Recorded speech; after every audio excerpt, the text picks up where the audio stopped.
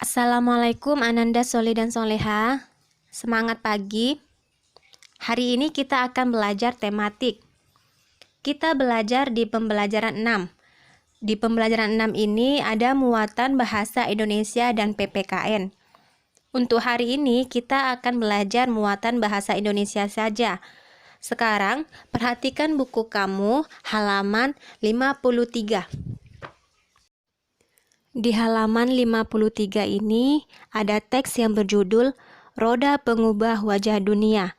Sebelum kita membaca teks tersebut dan mencari simpulan teks tersebut, terlebih dahulu Ibu akan mengulang kembali mengenai teks eksplanasi.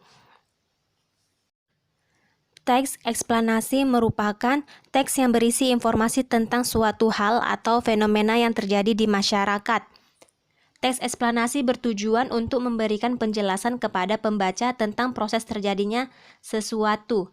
Struktur teks eksplanasi terdiri atas pernyataan umum atau pembukaan, deretan penjelas atau isi, penutup atau kesimpulan.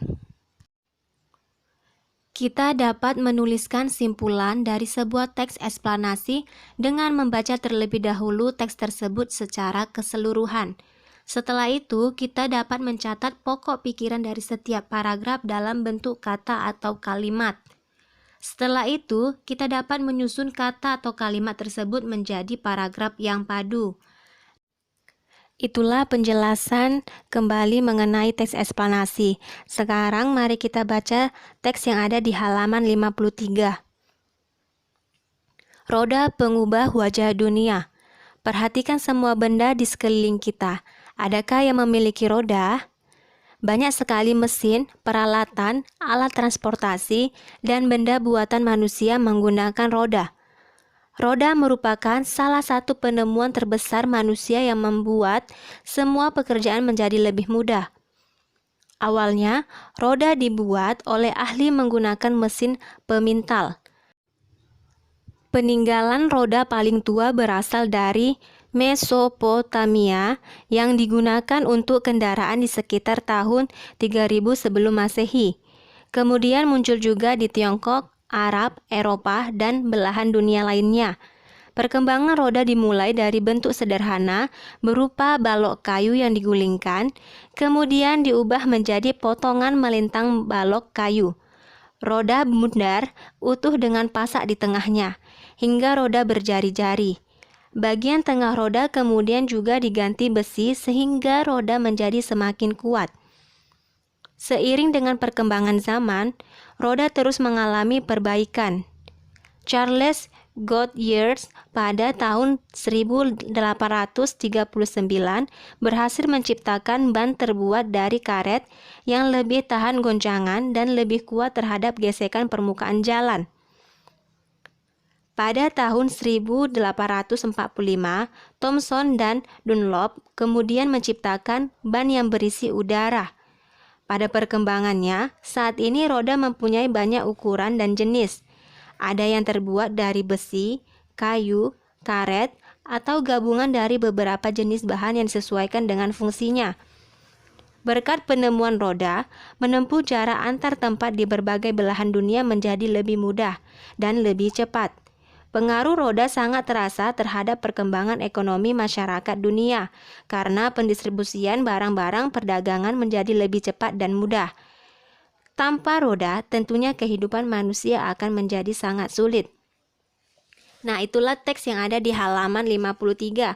Sekarang kita perhatikan bukunya di halaman 54.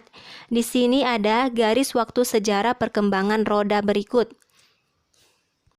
Gambar tersebut adalah alur dari perkembangan roda dari zaman sebelum 3000 sebelum Masehi sampai tahun sekarang.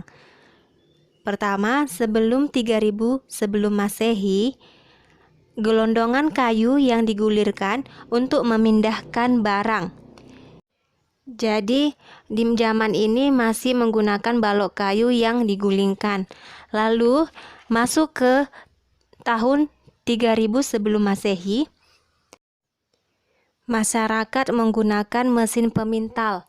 Di sini ada gambar untuk memintal kain. Lalu masuk ke tahun 1500 sebelum Masehi, maka muncullah roda kayu dengan sumbu. Setelah itu, sesudah Masehi, muncullah roda kayu dengan jeruji. Dan tahun 1839 sampai sekarang, muncullah ban karet berisi udara. Ban ini bisa berupa besi dan hanya karet saja, tergantung fungsinya. Nah, sekarang kamu perhatikan buku kamu halaman 55. Apakah teks tersebut termasuk ke dalam jenis teks eksplanasi ilmiah? Ya, karena di dalam teks itu memberikan penjelasan kepada pembaca tentang proses terjadinya sesuatu, dan sesuatu itu yang telah dijelaskan yaitu tentang roda. Lalu, baca kembali teks tersebut dengan teliti. Tugas kamu menuliskan informasi penting dalam setiap paragraf pada diagram berikut. Misalnya, paragraf 1 yaitu topik masalah. Kamu lihat di paragraf 1, topik masalahnya tentang apa? Misalnya, manfaat roda bagi masyarakat. Lalu, kamu masuk ke paragraf kedua. Kamu cari informasi pentingnya. Begitu juga dengan paragraf ketiga, serta paragraf keempat yang berkaitan mengenai kesimpulan dan pendapat pribadi penulis.